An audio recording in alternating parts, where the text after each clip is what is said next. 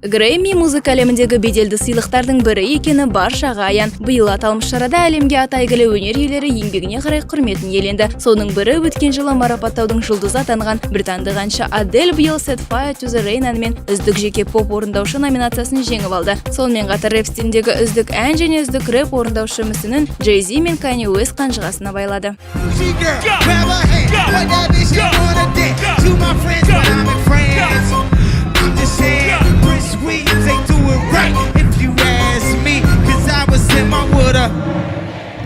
Австралиялық әнші Гатиенің жұмысы барлық үміткерлердің арасынан оқ бойы озық көрінді. Ол Кимбрамен бірігіп жасаған Somebody That I Used to Know еңбегінің арқасында үздік дуэт атағын және альтернативті күй табақ мүсінін иемденді.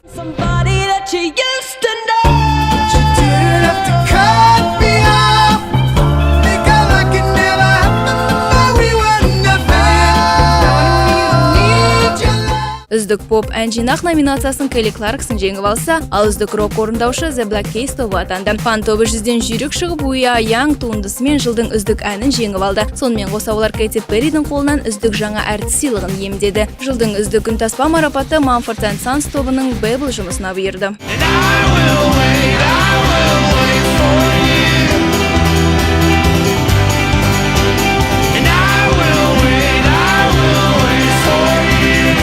Әдеттегідей шара көптеген қызықтарға толы болды. Соның бірі 4 жыл бойы сахнадан бой көрсетпеген Джастин Тимберлейк Push a Love Girl атты жаңа әнімен қайта оралса, Дженнифер Лопес пен Ашанти аталмыш шараның ұйымдастырушыларын біраз заландырды. Әнші қыздар марапатқа сәнді әрі жабық киіну керектігін біле тұра, ашық-шашық киініп айтқандарынан қайтпады. Сірә олар киіммен қарсы алып, біліммен шығарып салады деп ойласа керек.